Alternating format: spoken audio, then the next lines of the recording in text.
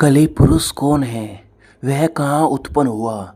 वह किस प्रकार पृथ्वी का अधीश्वर बन गया तथा उसने नित्य धर्म को किस प्रकार विनष्ट कर दिया? कितना शक्तिशाली था कली पुरुष, जिसके लिए स्वयं श्री हरि नारायण को उसके विनाश के लिए पृथ्वी पर जन्म लेना पड़ा।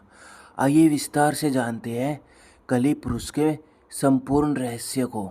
कली पुराण के प्रथम अध्याय में श्री सुखदेव द्वारा वर्णित भागवत उपाख्यान है, जो भविष्य में घटित होने वाला है। इसके अनुसार जब प्रलय काल व्यतीत हो गया, तब पितामह ब्रह्मा जी ने अपनी पीठ से घोर मलिन पातक को उत्पन्न किया।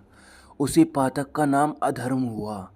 उस अधर्म का श्रवण, स्मरण एवं रहस्य जानने से प्राणी सब पापों से मुक्त हो सकती है। उस अधर्म का विवाह मिथ्या से हुआ। अधर्म और मिथ्या का एक अति तेजस्वी महाक्रोधी पुत्र उत्पन्न हुआ, जिसका नाम दंभ था। उनकी एक पुत्री भी हुई, जिसका नाम माया था। दंभ और माया के संयोग से लोभ नामक पुत्र और निकृति नाम की कन्या हुई। लोभ और निकृति के संयोग से क्रोध नामक पुत्र हुआ और हिंसा नामक पुत्री हुई। क्रोध और हिंसा के संयोग से संसार को नष्ट करने वाले कली की उत्पत्ति हुई। उस कली पुरुष की देह कांति के काजल के समान काली थी। भयानक दुर्गंध युक्त शरीरधारी इस कली ने धयूत, मदिरा, वेश्यावृत्ति में प्रवृत्त महिलाएं तथा स्वर्ण में निवास किया। कली और दुर्गति के संयोग से उनका भय नामक पुत्र और मृत्यु नामक पुत्री उत्पन्न हुई।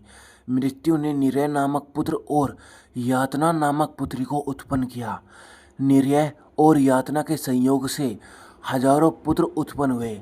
इस प्रकार कली के कुल में बहुत सारे धर्म निंदकों की उत्पत्ति हुई।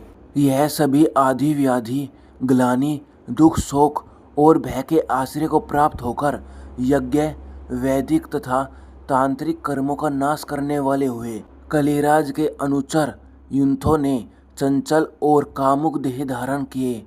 वह घोर दंभी, दुराचारी, मात्र पितृ हिंसक हुए। कली के प्रथम पाद में ही मनुष्यगण श्री कृष्ण निंदक हो गए। कली के द्वितीय पाद में लोग श्री कृष्ण नाम को ही भूल गए। तीसरे पाद में वर्ण संकर उत्पन्न हुए और चौथे पाद में तो लोग सत्कर्म और ईश्वर को भी भूल गए। तब समस्त देवता आहार न मिलने से पीड़ित होकर ब्रह्मा जी की शरण में गए। वहां जाकर सभी देवताओं ने कली के दोषों से जो धर्म की हानि हुई थी, उसका संपूर्ण वृत्तांत निवेदन किया। ब्रह्मा जी बोले, मैं भगवान विष्णु की आराधना करके तुम्हारा सब मनोरथ सिद्ध करता हूँ। ब्रह्मा जी सभी देवताओं को साथ लेकर गौलोक पहुँचे। वहाँ ब्रह्मा जी ने स्तुति की और फिर देवताओं की कामना निवेदन की। तब भगवान ने देवताओं की दुख गाथा सुनकर ब्रह्मा जी से कहा कि मैं संबल ग्राम में विष्णु यश के यहाँ उनकी पत्नी सुमति के गर्भ से उत्पन्न होऊंगा। तत्पश्चात भगवान श्री हरि विष्णु यश के द्वारा उनकी पत्नी के गर्भ में प्रविष्ट होकर भ्रूण रूप हुए और वैशाख शुक्ल द्वादशी के दिन भगवान ने अवतार लिया। कुछ समय बीत जाने के उपरांत एक भिक्षु का रूप धर सत्युग भगवान कल्कि के यहाँ पधारे।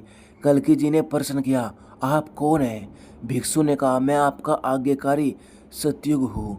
आपके अवतार का प्रत्यक्ष प्रभाव देखने के निमित्त ही यहाँ उपस्थित हुआ हूँ। मेरे द्वारा श्रेष्ठ कर्म पाला और मेरे द्वारा संपूर्ण प्रजा धर्म का अनुष्ठान करती है।